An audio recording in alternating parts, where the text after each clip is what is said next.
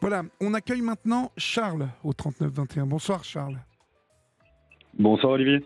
Bonsoir. Enfin, bonjour pour moi. Oui, bonjour, parce que Charles, vous nous appelez de Melbourne, en Tout Australie. à fait, en effet. Je Ouais. vous, je vous entends, c'est comme si vous étiez à côté. Ah, et maintenant, est-ce que vous m'entendez correctement? Ah, mais je vous entends très bien. Je vous dis, je vous entends comme si Ah, vous étiez à côté de moi. En fait, ah oui, dans ce il y a un sens-là, je tout pensais petit que c'était un problème de décalage, mais c'est connexion. super. Ok, génial. Charles, quel âge avez-vous? J'ai 28 ans. D'accord. Et donc, vous habitez l'Australie? Oui, depuis peu. Je suis arrivé il y a un mois maintenant, mais Oui, normalement, je suis à Bruxelles, en Belgique. Je suis belge. d'accord. Voilà, j'ai déménagé et j'habite ici à Melbourne depuis un mois. Et pour l'année à venir, suite à une opportunité professionnelle, en fait. D'accord. Bon, c'est super. Vous allez découvrir ce magnifique et grand pays qu'est Tout à fait. l'Australie. Ouais. Vous connaissiez un petit peu avant ou pas du tout? Oui, je suis venu en Australie il y a 10 ans, en fait. Un peu plus maintenant, il y a 12 ou 13 ans déjà, en fait. Ouais, donc je connaissais, mais c'est pas dans la même région. J'ai été sur la côte Est à l'époque, pendant un mois, faire un road trip avec mon frère. Et voilà, donc là c'est un peu différent parce que je suis plus au sud, à Melbourne. C'est quand même un climat tout à fait différent. Et puis la ville est assez différente de la nature qu'on avait pu voir à l'époque. D'accord. Melbourne, c'est quoi? C'est plus aride? J'ai l'impression que c'est plus tropical. Plus tropical. D'accord. Je pense que les saisons varient plus fortement. Bon, moi, je suis arrivé il y a seulement un mois, donc c'est encore difficile à dire, mais de ce que je comprends, les hivers peuvent être plus froids et les étés sont vraiment tropicales avec presque une saison d'humidité et de chaleur assez haute. D'accord. Bon, en tout Ben là, cas, moi, je suis sur la fin de l'été, là, justement, et en effet, il y a 2, 3 semaines, on a eu des 40, 45 degrés, ah donc oui, c'est oula, ça tape. c'est assez intense. Oui, Oui. Et, ouais. et surtout, faites gaffe aux bébêtes là-bas, hein, parce qu'en Ouais, il y en a Australie, quelques-unes. il y a vraiment quelques bébêtes assez incroyables. Tout à fait, tout à fait. Il Qu'est-ce qui paraît. vous J'en ai amène, pas encore vu, Charles? heureusement. Ah, vous n'en avez pas encore vu? Bon, bah écoutez, croisons les doigts. Mais non, mais en fait, on voit ça souvent sur. Enfin, moi, je me suis abonné sur Instagram, sur différentes chaînes qui traitent des animaux et de la nature. Et c'est vrai que il y a des trucs assez incroyables en Australie. En fait, il y a une multitude Oui, après, d'animaux. Mais bon, on tombe pas nez à nez avec toutes les 5 minutes, je suppose. c'est ça. Et puis, je pense que c'est le sensas qui fait un peu son effet parce que finalement, des problèmes liés aux araignées, aux serpents ou aux requins, il y en a moins que des accidents sur la route. Donc, Oui, oui, finalement, oui, enfin, beaucoup moins. On aime bien en parler et puis ça nous fait peur et on en fait des cauchemars. Mais, oui, oui. mais finalement, c'est tellement anecdotique qu'une fois sur place, on se rend bien compte qu'il n'y a aucun danger. Qu'est-ce qui vous amène, Charles? Vous voulez me parler de quoi? Dites-moi. Est-ce que vous voulez me parler de quelque chose? Ah, mais moi, je veux C'est bien à vous moi. parler de tout ce que vous voulez. Moi, je peux vous parler de plein de choses, bien évidemment. Non, je pense que le but aujourd'hui de l'appel qu'on en a, c'est autour de mon livre et surtout de l'expérience que j'ai vécue, l'expérience plutôt négative à l'époque que j'ai vécue suite au décès de mon frère. Oui, J'imagine que c'est pour ça qu'on parle aujourd'hui. oui, Euh, oui, donc voilà, comme je l'ai évoqué, j'ai perdu mon frère il y a 6 ans maintenant. C'était le oui. 2 mars 2017. Donc il y a quelques jours, ça, on fêtait, si on peut dire, Oui, les oui. 6 ans. Donc voilà, il est mort dans une avalanche. Il a été pris par une avalanche en Italie lorsqu'il skiait avec des amis. En fait, il y a eu 2 avalanches. Il n'y en a pas eu qu'une, il y en a eu 2. Une première qui a emporté un bon nombre de personnes, puisqu'ils étaient beaucoup dans ce couloir à skier ce 2 mars 2017 en Oui, Italie, dans la région de Courmayeur, en face du Mont Blanc, en fait. d'accord. Ils étaient plusieurs à skier. Une première avalanche qui s'est décrochée. En fait, il faut voir ça un peu comme un Y. Il y a les pistes et le couloir étaient en forme de Y, donc il y avait 2 petits couloirs qui se rejoignaient Oui, dans un plus gros. Et une avalanche est partie d'une des branches du Y et a emporté, comme je disais, quelques personnes. Et mon frère était dans l'autre branche et il a vu en fait l'avalanche emporter les gens, les skieurs. Et il était avec 4 amis, enfin ils étaient 4, il était avec 3 amis, et 2 de ses amis se sont fait prendre aussi dans la première, et il a vu l'autre, le dernier de ses amis, le troisième. Tous les deux, ils se sont dit, ben, on doit se précipiter vers eux Oui, pour les dégager, pour oui. les aider.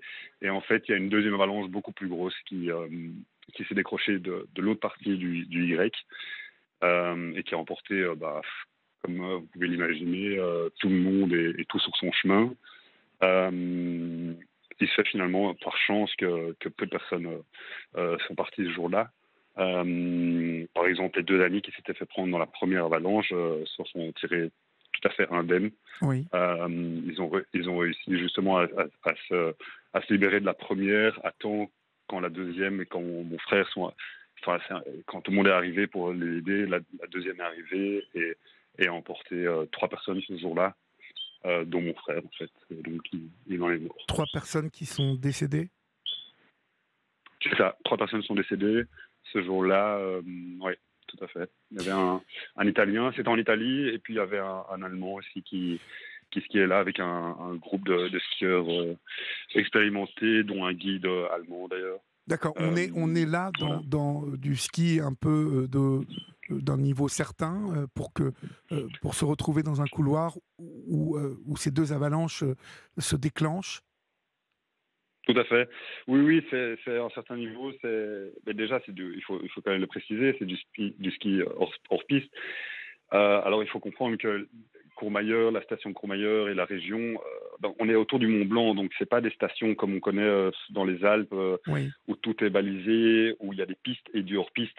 Dans ces stations-là, de haute montagne, il y a de l'alpinisme, il y a du ski de toutes sortes, et donc la limite, elle est beaucoup plus floue. Toutes les pistes où tous les couloirs sont praticables et sont pratiqués toute l'année. Et certains sont très dangereux. Celui-là, par exemple, est connu pour emporter chaque année des gens. Donc on sait qu'il est dangereux. Je pense que mon frère et ses amis le savaient. Comme je l'ai déjà dit, il y avait un guide qui était là ce jour-là, quelques dizaines de mètres de mon frère lorsqu'il s'est fait prendre. Du coup, évidemment, il y a toute la question du risque et toute la question du est-ce qu'on s'aventure dans un couloir où on sait que chaque année, il y a des morts, on sait que c'est hors piste, mais d'un autre côté, toutes ces stations ou tout ce pan de montagne est hors piste, c'est que les itinéraires pour lesquels il faut évidemment une étude préalable, est-ce qu'on s'y aventure ou pas. Je pense que je connais mon frère, enfin, je connaissais mon frère, je pense qu'ils se sont posé la question et ils ont fait leur assessment et malheureusement, il s'est avéré faux, puisque 2 avalanches sont parties quand même ce jour-là. Mais oui, pour répondre à la question, oui, c'est en effet, c'est pas un ski que tout le monde va faire, en tout cas pas pour commencer ses premières pistes, ça c'est clair. C'est un endroit particulier. En fait, moi,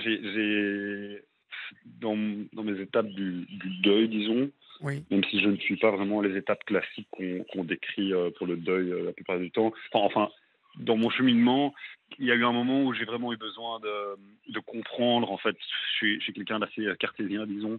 J'aime bien ce qui est tangible et comprendre la véracité, ou en tout cas ce que je peux voir et entendre avec mes yeux et mes oreilles. Et du coup, j'ai eu besoin de comprendre la topologie du terrain, comprendre exactement les conditions de l'avalanche et tout ça. oui, oui. Tellement en fait, je pensais que c'était impensable en fait que mon frère soit parti. Il y a un moment où il fallait que je vois quelque chose, que je sente Que ce vous qui s'est passé, compreniez ce qui s'est et passé, oui. que je comprenne aussi, oui, comment est-ce que ça a pu arriver. Enfin, c'était tellement absurde et inconcevable pour moi. Et du coup, j'ai voulu retourner sur place, et mon papa avait le même besoin, la même envie, il avait la même curiosité. Il est aussi dans l'aspect assez pratique des choses, et lui, il s'est occupé de toutes les charges administratives et assez lourdes des échanges avec la commune, avec la région, avec les guides, parce qu'évidemment, il y a toutes sortes de paperasseries et toutes sortes de points d'interrogation qu'on se pose. Il y a eu des procès aussi suite au fait qu'un guide ait amené des clients dans le couloir en dessous de 2 avalanches. Enfin bref, ça a été très lourd, et donc il y a eu beaucoup de discussions avec la police, etc. Toutes des choses que tu n'as absolument pas envie de faire quand tu rencontres une expérience pareille. Enfin bref, il avait le même questionnement, il se demandait comment ça avait pu se passer. Et du coup, on est retourné en fait sur place. Et on a passé une journée entière à marcher dans la montagne pour retrouver en fait ce couloir. En été, bien sûr, il n'y avait plus de neige. On n'avait pas fait l'erreur 2 fois. Quoique vous allez comprendre qu'en fait on a fait l'erreur une deuxième fois. Mais on s'est retrouvé là-bas dans la montagne à chercher ce couloir.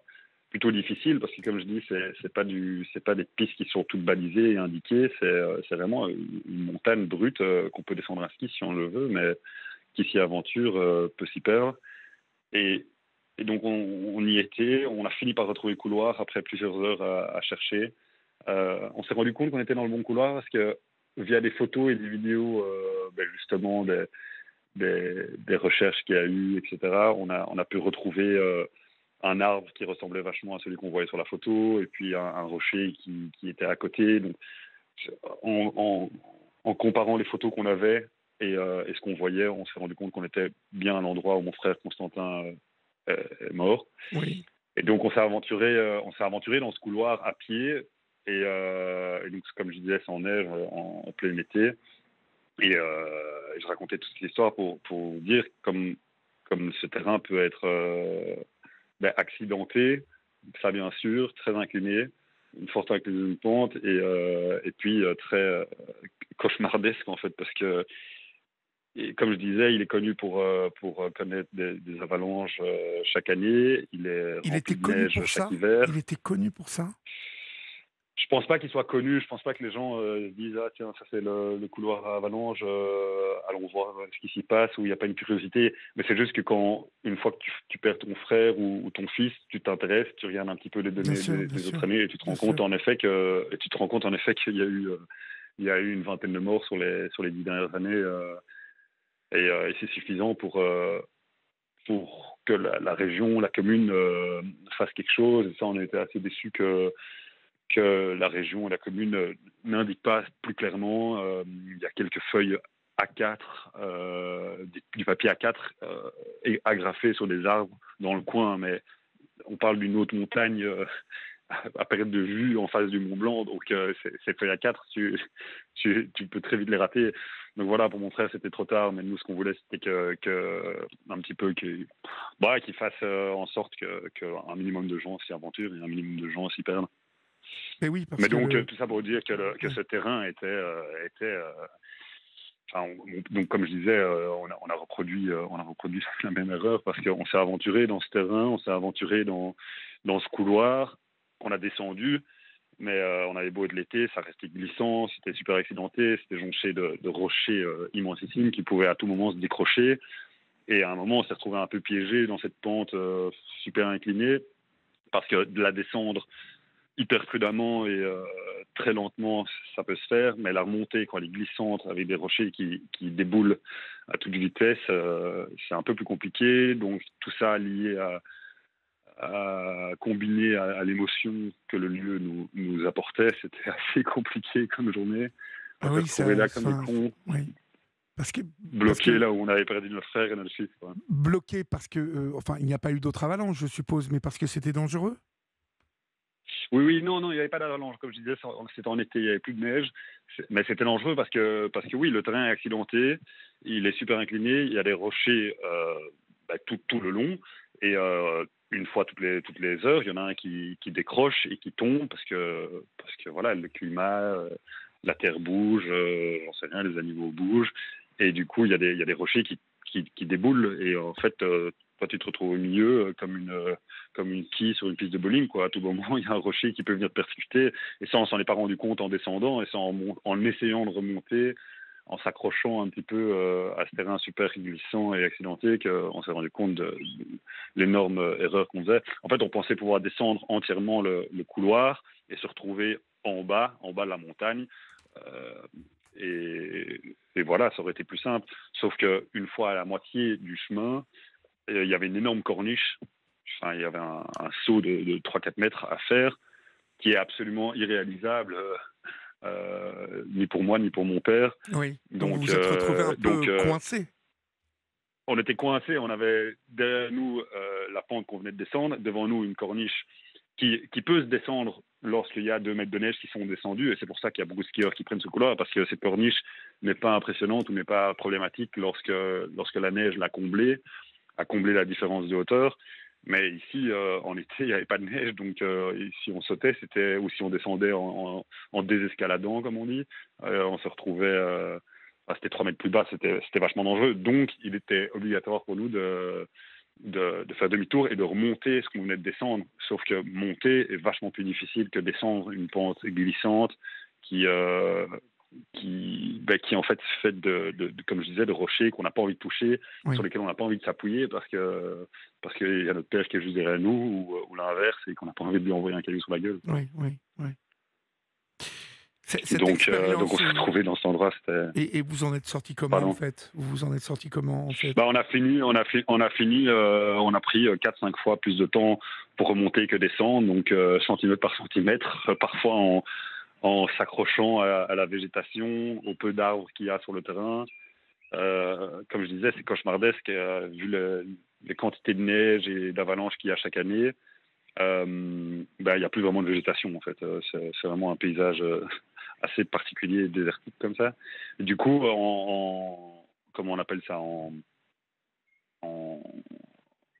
en grimpant parfois à 4 pattes, comme les militaires font, je retrouve plus le mot, qui rampent. On rampait littéralement sur le sol, c'est vraiment ça. À essayer de remonter cette pente, on était ridicule en pantalon de ville, limite, et en chaussures pas du tout adaptées à ça. On est remonté, on est arrivé super tard dans la soirée, en haut de la montagne. Il fallait encore tout redescendre par les sentiers de randonnée, donc ça c'était déjà plus safe, mais il faisait noir. Oh là là, c'était complètement absurde, quoi. Ouais. On était plein de boue en haut de cette montagne où on avait perdu notre frère et notre fils, à devoir la redescendre. Enfin, c'était assez ridicule. On a un peu regretté de cette aventure là-bas, mais on pouvait pas le savoir, en fait. On pouvait pas comprendre tant qu'on n'avait pas été sur place. Et donc oui, on l'a regretté, mais d'un autre côté, c'était pour moi, c'était en tout cas obligatoire. Et je pense que pour mon papa aussi, c'était assez essentiel comme moment dans notre avancement, dans notre cheminement. Oui, oui.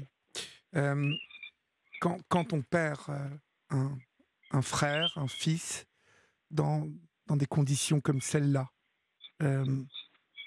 qu'est-ce qui obsède? Qu'est-ce qui empêche d'avancer, justement? Parce qu'il y a des questions qu'on ne cesse de se poser, qui ont souvent, finalement, qui n'ont pas vraiment de sens, mais je sais qu'on se pose tout un tas de questions. Oui, donc moi j'étais en Chine en fait, il y a 6 ans.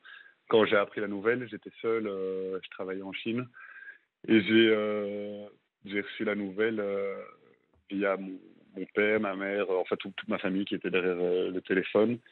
Eux avaient passé une journée cauchemardesque, Oui. parce au début ils comprenaient pas ce que les amis de mon frère essayaient de leur expliquer au téléphone. Et puis il y avait un petit peu, les gens n'osaient pas complètement le dire, donc mes parents ne comprenaient pas ce qui se passait.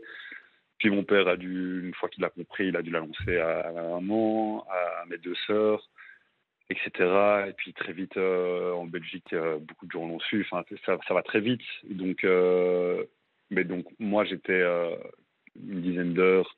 En fait, maintenant, aujourd'hui, en étant en Australie, je suis de nouveau dans ce créneau où je suis 10 heures en avance sur l'Europe. Oui. Donc là, le 2 mars passé, il y a quelques jours, je me suis retrouvé dans la même situation. C'est-à-dire que moi, j'étais au réveil le 2 mars, enfin le 3 mars du coup, et avec l'Europe qui était le 2 mars au téléphone. Enfin, je dis ça parce qu'on a eu un appel téléphonique comme chaque année, ou alors chaque année on se retrouve le 2 mars, évidemment, en famille. Oui. Enfin bref, je vais revenir au moment où j'ai appris la nouvelle. Et du coup, ma famille a passé cette horrible journée. Et puis quand ils se sont rendus compte qu'il fallait aussi me l'annoncer à moi, qui était au bout du monde, ils se sont rendus compte que c'était presque la nuit, quoi. Donc ça servait à rien de m'appeler, que j'étais probablement en train de dormir. Mais la crainte, évidemment, de ma famille, c'était que je l'apprenne de la mauvaise manière ou via des messages. Oui, je comprends. Oui. Et du coup, ils ont vraiment attendu qu'il soit 7 heures en Chine. parce qu'ils savaient que je me réveillais plus ou moins à cette heure-là, j'imagine. Euh, et donc, ils m'ont appelé constamment jusqu'au moment, à la seconde où je me réveille pour être les premiers. Et en effet, quand moi, je me suis réveillé en Chine, tout penaud, le 3 mars 2017, j'ai activé le Wi-Fi sur mon téléphone. Il a vibré comme un Comme jamais. micro-ondes. Oui. Comme jamais, j'avais des centaines de messages. Je comprenais pas ce qui se passait. J'ai même pas eu le temps d'ouvrir le premier que j'ai reçu un appel de mon père. Donc ils ont réussi à m'avoir avant que j'ouvre les messages et que je comprenne pas et que je tombe encore plus dans une folie, j'ai envie de dire. Mais donc je les ai eu au téléphone et ils m'ont expliqué la nouvelle au réveil. J'étais encore dans mon lit en train de regarder mon téléphone avec un œil ouvert, l'autre encore fermé. Et donc ils m'ont expliqué la nouvelle et ils m'ont expliqué que les 10 prochaines minutes allaient être Terrible. compliquées. Oui. Et, et, et donc voilà, ils m'ont expliqué que mon frère était mort, qu'il a été emporté par une avalanche. Et donc ça a été assez terrible. Moi, je me suis retrouvé en Chine à ne rien comprendre dans une petite chambre d'hôtel, à littéralement devenir fou et Oui, à oui. tout vouloir, à tout vouloir casser. Donc, pour Oui. répondre à ta question, Olivier, qu'est-ce qu'on pense ou qu'est-ce qu'on éprouve à ce moment-là?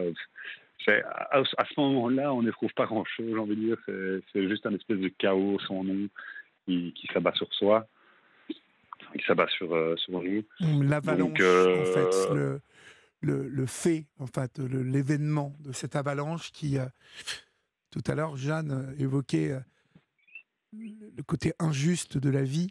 Euh, Est-ce qu'on est en colère après la vie, après la nature on pense à quoi, en fait? Parce que finalement, votre frère était pour son plaisir, là. Il y a quelque chose en plus de... On va se mettre un peu pour son plaisir, hein, pendant les vacances, je mhm. suppose. On va se mettre Ouais, ouais. dans la gueule du loup, on va s'exposer à... Est-ce qu'il savait, lui, que c'était risqué, ça? Est-ce qu'on en veut d'un seul coup à l'insouciance? C'était ça, en fait, On en le sens veut, de... bien sûr. Oui, ben, mon frère Constantin a toujours été quelqu'un qui a vécu sa vie vraiment à 10 000 à l'heure. Il y a un de ses amis qui a dit, lors des rassemblements qu'on a eu suite à son décès, Constantin est probablement mort de vieillesse, bon, alors qu'il avait 25 ans quand il est mort, mais Oui, ça pour dire qu'il avait vécu tellement d'expériences, il avait tellement été à fond dans tous ses projets, c'était vraiment un entrepreneur, pas au sens professionnel du terme, mais dans tous les projets oui. qu'il allait entreprendre. Et au point de vue risque, sport extrême et tout ça, il a toujours été hyper intéressé et, comme on peut dire, ça a été un peu un casse-cou dans sa jeunesse, mais toujours assez réfléchi et limité. Finalement, c'était un grand peureux aussi, donc c'était du dépassement de soi et il aimait bien se mettre en situation entre guillemets d'inconfort pour se dépasser, mais toujours de manière réfléchie et consciente. Il faisait quelque chose, mais en ayant super peur au moment même. Mais il l'avait fait et probablement beaucoup d'autres n'auraient pas osé. Donc oui, il y a évidemment cette question du risque, mais je crois enfin, c'est un peu gros de parler en son nom et de déclarer quelque chose pareil, mais j'ai l'impression que s'il avait pu choisir, il serait parti de cette manière entre guillemets Oui, oui, parce que ça le représente bien dans sa volonté de vivre les choses à fond et de les vivre sans crainte et de ne pas vivre dans un monde aseptisé où on ose rien faire, on n'ose rien dire. Il oui, était oui. plutôt provoquant dans sa manière d'être et parfois dans ses paroles aussi. Il aimait bien bousculer son interlocuteur, le challenger, euh, le pousser pour que son interlocuteur devienne le meilleur de lui-même et le plus poignant et le plus fort qu'il puisse être. Il a toujours été là à élever les gens et à les pousser dans leur meilleur, enfin, à les rendre les Meilleur. meilleures versions d'eux-mêmes, en fait. Oui. Et C'est ce qui est c'était en rageant de... parole, mais c'était aussi dans les projets. Oui, Ouais, bah c'est ça qui est rageant. Et je sais plus qui a dit il faut attendre que l'arbre se couche pour en apercevoir sa grandeur. oui. c'est un peu ça. Mon frère, comme je disais, c'était quelqu'un d'assez particulier dans le sens où voilà, il était provocateur, il laissait pas les gens indifférents quoi. Il était clivant. Il y avait des gens qui l'adoraient, Oui. et c'était un petit nombre de gens, et puis d'autres beaucoup plus qui ne comprenaient pas ou qui étaient méfiants ou qui le trouvaient juste étrange. Et puis il y en avait carrément les plus classiques et les plus coincés d'entre nous Ne le qui n'aimaient comprenez pas pas. du tout Oui. cette personne qui pouvait bousculer. Et donc il a toujours eu un petit peu, je crois, ce profil. Euh,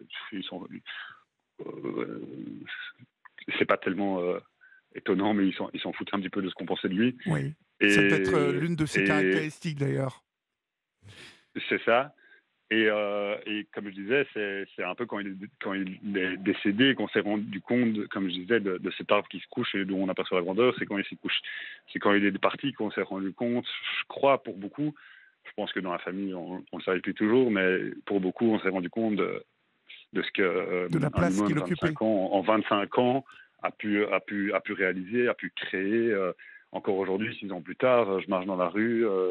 Je rencontre des gens qui me disent, tu sais pas ce que ton frère a fait pour moi. Sans lui, je serais jamais où j'en suis aujourd'hui. Il y a vraiment des gens qui nous disent ça, à moi et mes deux sœurs. Ça arrive assez souvent, des gens qui nous remercient pour ce que notre frère a fait à l'époque, qu'il l'a élevé.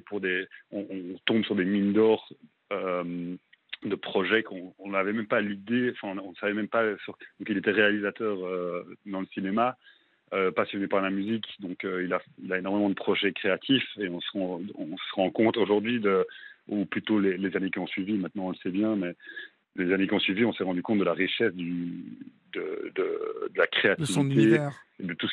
de son univers, de tout ce qu'il a sorti, des choses qu'il nous montrait, mais ce qu'il nous montrait, c'était la partie immergée de l'iceberg. Oui. On est tombé sur les disques durs entiers, de projets artistiques, vidéo et musicaux incroyables, des sessions live avec des artistes super connus. On n'avait aucune idée qu'ils passaient ces week-ends à faire ça. Avec des artistes belges. Oui, belge, à Montréal, aux États-Unis. Oui, C'était un c'était un grand ami globe-trotteur, hein. de Roméo Elvis. C'était Ah, un globe-trotter, oui, oui, il a pas mal voyagé. Il a pas mal voyagé, pour le boulot et aussi pour lui-même. Il était vraiment curieux de tout le monde, et donc il il faisait adorait quoi dans le se cinéma, en retrouver. fait? Il était chef-op Il, ou vou- il voulait il devenir, écrivait? il voulait devenir réalisateur, ça je pense que c'était Oui. son objectif final, mais comme il était vraiment passionné par la musique, c'était plutôt de la réalisation de live musicaux, tout pris en une prise, en une prise, et puis la musique enregistrée par mon cousin qui est ingénieur du son en une prise aussi Mhm. live. Aujourd'hui, c'est assez connu, les Oui. blogothèques. Oui. Il y en a beaucoup qui le font. Il y a 10 ans, c'était moins connu, et avec la qualité à laquelle mon frère et mon cousin Morgan faisaient ça, c'était assez révolutionnaire. Mais d'ailleurs, il y a pas mal d'organismes français, comment ça s'appelle, Blogothèque et tout ça, qui employaient mon frère pour faire leur live. D'accord. Je me rappelle plus, live session recording et tout ça. Oui. Oui. Enfin bref. Vous avez Mais posé... entre-temps, oui, il était plutôt, avant de devenir réalisateur, je pense qu'il était plutôt dans cadre et chef-op, en effet. D'accord. Vous C'était avez, lumière, ça le passionnait. vous avez écrit un bouquin relatant votre vie avec votre frère, en tout cas des souvenirs. Et je vois que tout ça se passe de Londres à Sydney, à Sydney, pardon, de Marrakech à Montréal. Euh, vous avez beaucoup voyagé ensemble, tous les deux? On a pas mal voyagé via mes parents, via ma famille. Mes Oui, parents ont toujours ont voulu nous éduquer par, je pense, l'ouverture d'esprit et un peu la liberté. Que l'école soit pas seulement l'école, mais aussi, je n'aime pas trop cette expression, mais elle est quand même pas pratique, l'école de la vie. Du coup, ils ont voulu nous faire voir ce qui se passait dans un petit village africain ou dans une grande ville asiatique. Et donc oui, on a pas mal voyagé. mhm, Et on a gardé ce goût de la découverte et du partage avec d'autres civilisations. oui. Et donc on a continué, ouais, à pas mal voyager. Évidemment, j'ai écrit ce petit livre qui à la base n'était pas du tout un livre, c'était seulement un exercice personnel, un exutoire. J'ai commencé à écrire en fait quand j'ai appris la nouvelle en Chine. J'avais 40 heures de voyage à faire pour rentrer en Europe et j'arrivais absolument pas à me contenir, je devenais complètement fou. Oui. Donc les seuls moyens de me contenir, c'était écrire et écouter de la musique. Malgré ça, j'étais, à mon avis, un drôle de gars dans ces avions. Je pleurais pendant 40 heures d'affilée. Enfin bref. Mais oui. Et donc Le j'ai pauvre. écrit beaucoup et c'est beaucoup plus tard que ça en est devenu un livre. On peut revenir là-dessus. Mais ce que je voulais dire, c'est que bien sûr, dans ce livre, il y a quelques souvenirs qui reviennent. Et bien sûr, c'est ceux qui se passent à l'étranger, et c'est ceux qui se passent en voyage qu'on se rappelle le plus facilement et le mieux. Et puis c'est souvent là qu'il s'est passé des drôles de choses. Donc sur les souvenirs amusants, c'est vrai qu'il y en a beaucoup à l'étranger. Ouais.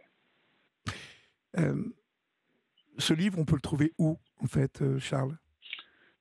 Je pense qu'aujourd'hui, il est encore disponible en fait partout dans le monde parce que le Filigrane, qui est une librairie assez réputée et connue et développée en Belgique, Oui. euh, Florian me le dit met qu'on aussi le sur trouve en Internet. ligne, qu'on le trouve en ligne, Oui, et oui, qu'il a mis le lien. ils le vendent via.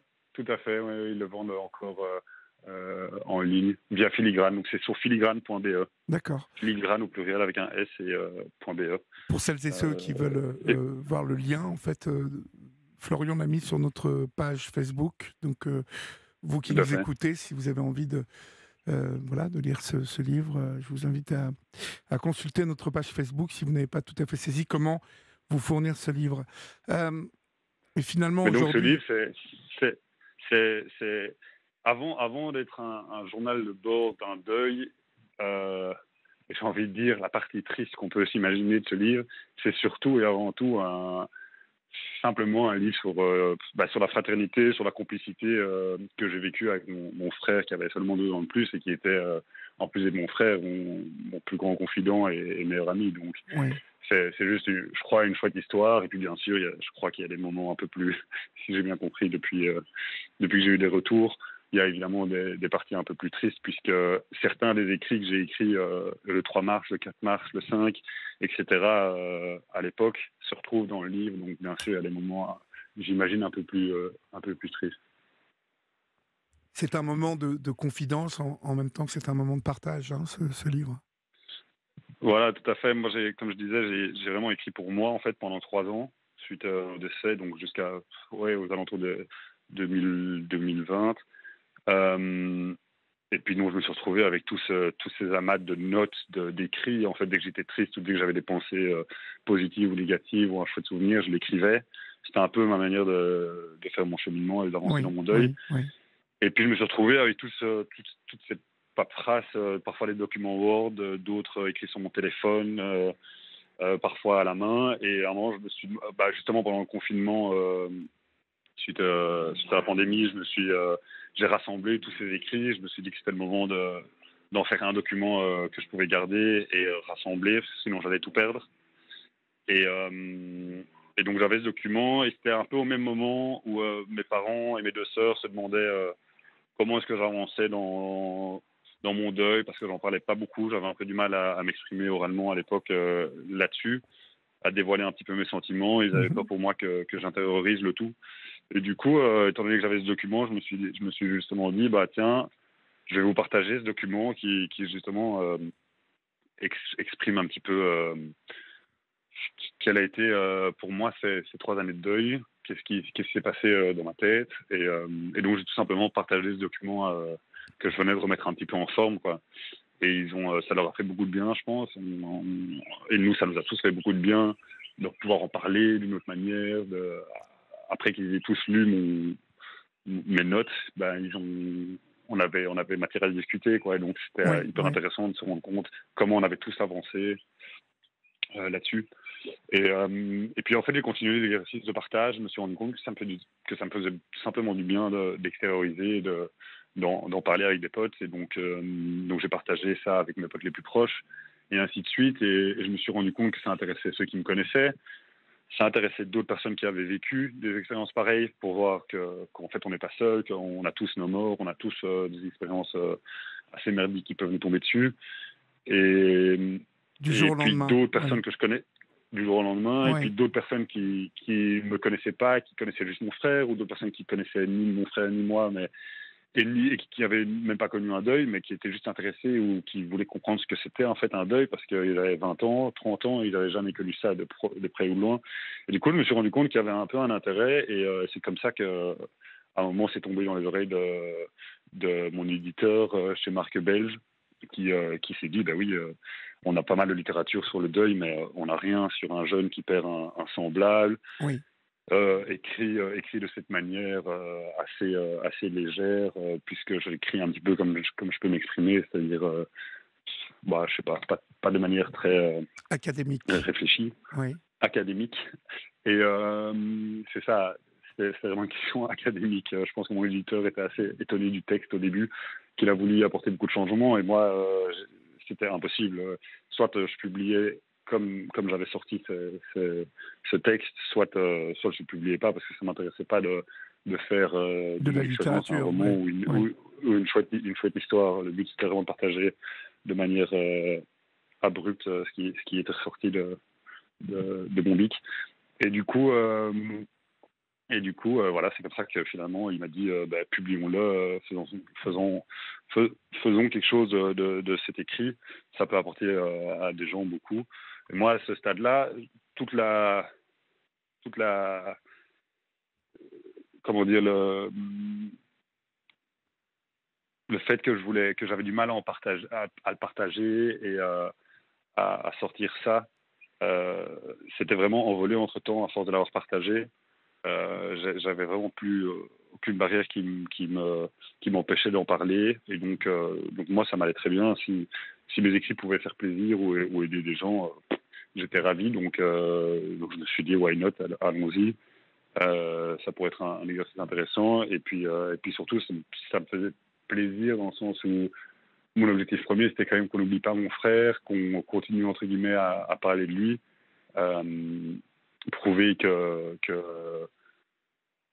aussi qu'on peut être heureux à nouveau après un drame pareil, On peut et revivre. qu'on peut qu'on peut revivre, et si le tout ça pouvait être autour de mon frère, et le célébrer d'une certaine manière, Oui, mais avec son j'y souvenir, gagnais, avec donc en faisant exactement. rejaillir la lumière, l'énergie qu'il dégageait, parce que ça Exactement. existe toujours à travers son œuvre, à travers vous tous et toutes qui l'avez connu, aimé. Et je dis souvent à celles et ceux qui m'appellent dans cette situation de deuil que le temps fait de toute façon son œuvre, et qu'après, il est bon de penser à celui ou celle qu'on a perdu, qu'on aime toujours, et Mhm. et qui vit à travers nous, et et auquel on pense dans des moments très positifs.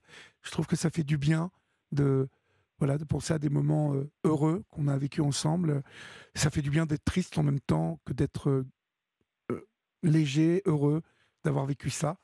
Euh, voilà, c'est... C'est un drôle de mélange. C'est vraiment quelque chose de difficilement explicable. C'est difficile d'y mettre des mots. C'est un mélange assez insensé de sentiments à des oui, moments euh, assez, assez indescriptibles. oui, Je dois dire, j'ai fait l'exercice ces 6 dernières années, depuis qu'il est parti, d'avoir des discussions, comme je disais, d'écrire. Et je pense ne pas avoir encore réussi à mettre les mots justes sur ce qu'on puisse ressentir exactement et ce qui se passe. J'ai fait un essai, mais je crois qu'on peut passer une vie entière à à s'intéresser à la écrire, question. oui, à C'est se vraiment... souvenir. Ouais. Merci Oui. Charles, en tout cas, de votre passage Merci sur beaucoup, l'antenne Olivier. d'Europe 1. Et puis, Merci beaucoup. j'entends les oiseaux de là-bas. Donc, Ah oui. le chant des Ouais, il se oiseaux réveille. d'Australie traverse comme ça par les ondes, et vient inonder la Tout à France fait. dans 80 Europe Des 1. perruches et des perroquets. Eh ben super, oui, oui, j'entendais que ça chantait Bonne, sévère. Bonne soirée à bonne nuit à vous et vous alors. bonne journée à vous, puisque ça Merci. commence. Merci, Olivier. Au revoir Charles. Au revoir. Au revoir Charles. Au revoir. Au revoir Charles.